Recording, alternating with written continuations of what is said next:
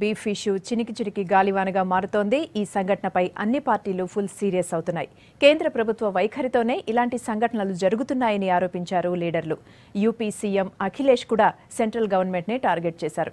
అయితే కేంద్ర ప్రభుత్వం మాత్రం అపోజిషన్ పార్టీలు చేస్తున్న ఆరోపణలను కొట్టిపారేస్తోంది. సంఘటనపై సీబీఐతో ఎంక్వైరీ చేయించేందుకు రెడీగా ఉన్నామని చెబుతోంది.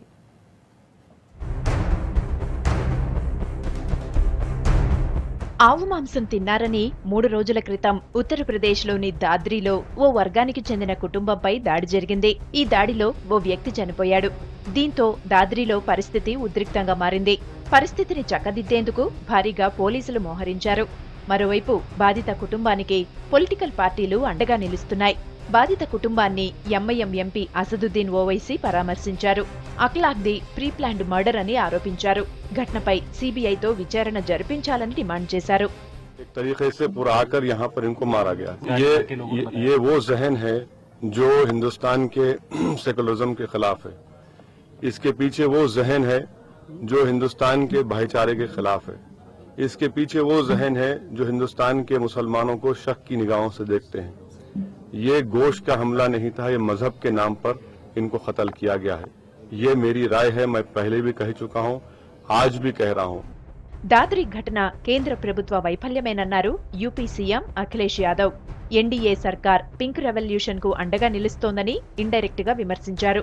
దోషులు ఎంతటి వారైనా కఠినంగా శిక్షిస్తామని ప్రకటించారు. दादरी में हुई उस पर पूरे देश में बहस छिड़ी है। मैं आप लोगों के माध्यम से ये कह सकता हूं कि सरकार और कानून और प्रशासन अपना काम करेगा।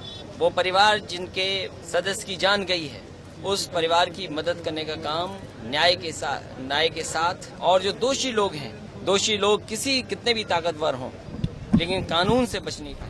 కేంద్ర ప్రభుత్వం మాత్రం ఆరోపణలన్నింటినీ కొట్టిపారేసింది. ఇవాళ ఉదయం దాద్రీ వెళ్లి బాధిత కుటుంబ సభ్యులతో మాట్లాడారు పర్యాటక శాఖ మంత్రి మహేష్ శర్మ. దీనిపై సీబీఐతో ఎంక్వైరీ చేయించేందుకు కూడా రెడీగా ఉన్నామని ప్రకటించారు. కొందరు నేతలు కావాలనే దీనిపై రాజకీయం చేస్తున్నారని ఆరోపించారు. If somebody says that it was a planned movement, I am against it. I have talked to the Home Minister and Home Minister has already हमने उन्होंने पूछताछ करी है Home Minister साहब ने प्रदेश सरकार से रिपोर्ट मांगी. ఇప్పటికే దాద్రీలో సెక్యూరిటీ టైట్ చేశారు యూపీ పోలీసులు. అయినా బాధిత కుటుంబాల్లో మాత్రం ధైర్యాన్ని నింపలేకపోతున్నారు.